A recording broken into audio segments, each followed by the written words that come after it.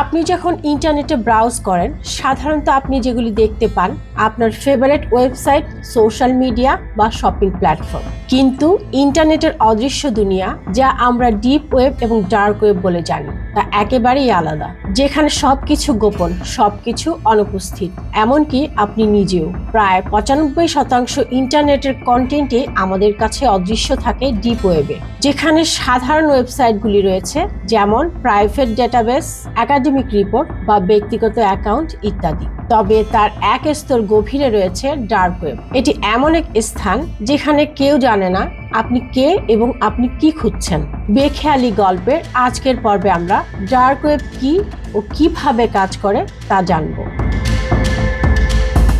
Dark web, যাকে বাংলায় বলা হয় অন্ধকার জগৎ।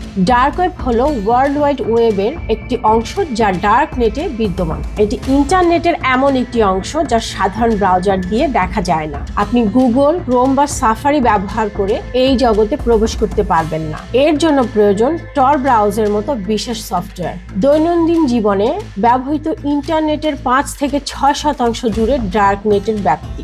সাধারণ ইন্টারনেট ব্যবহারকারীদের কাছে এটি এক প্রকার গোপন নেটওয়ার্ক। ডার্ক ওয়েব ব্যবহারকারীদের পরিচয় গোপন রাখে। টরের মতো ব্রাউজার আপনার আইপি অ্যাড্রেস লুকিয়ে দেয় এবং তথ্য আনস্ক্রিপ্ট করে, ফলে ব্যবহারকারীকে ট্র্যাক করা কঠিন হয়ে যায়। এখানে .onion ডোমেইন ব্যবহার করা হয়, যা সাধারণ ওয়েবসাইটের চেয়ে অনেক বেশি সুরক্ষিত এবং লুকানো।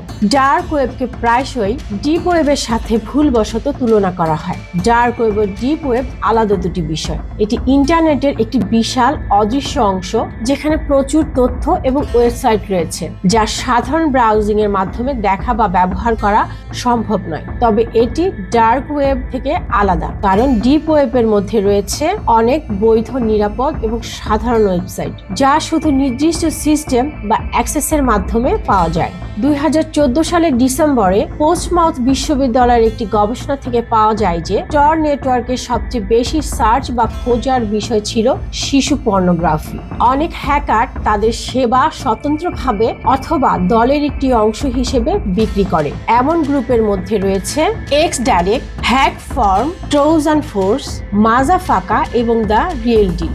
আর্থিক প্রতিষ্ঠান এবং ব্যাংক সম্পর্কিত সাইবার অপরাধ এবং হ্যাকিং এর সেবাও ডার্ক ওয়েবে পাওয়া যায়। তাছাড়া ডার্ক ওয়েবে বেআইনিভাবে বিভিন্ন ধরনের অস্ত্র কেনাবেচা হয়ে থাকে। আরো জানা গিয়েছে যে ডার্ক ওয়েবে মানুষের অঙ্গসমূহও বেচে কেনা হয়। ডার্ক ওয়েবে বিভিন্ন হত্যাযজ্ঞের পরিকল্পনা এবং পেশাদার খুনি ভাড়া পাওয়া যায়। লোকমুখে প্রচলিত আছে যে ডার্ক ওয়েবে প্রকাশ্য হত্যাকারীর খোঁজ পাওয়া যায়। 2015 সালের 25 জুন অবস্কিউর হরর কর্নার নামক একটি ইউটিউব চ্যানেল স্যাট স্যাটার্ন নামক একটি ছমছমে গা শিউরে ওঠা গেমের রিভিউ প্রকাশ করে এবং দাবি করে যে তারা এই গেম ডার্ক ওয়েবে খুঁজে পেয়েছিল।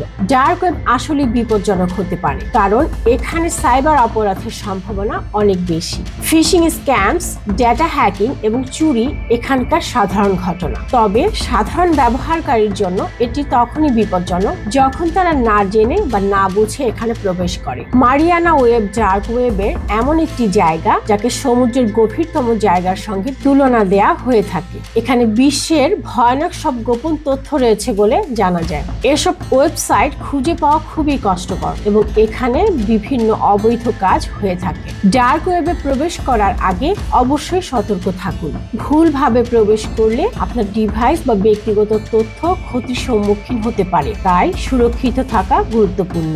ডার্ক ওয়েব ব্যতীত আরো রহস্যময় ও অজানা তথ্য জানার জন্য আমাদের চ্যানেল সাবস্ক্রাইব করুন। এই অজানা দুনিয়ার পরবর্তী গল্প জানতে অবশ্যই লাইক এবং শেয়ার দিয়ে পাশে থাকুন।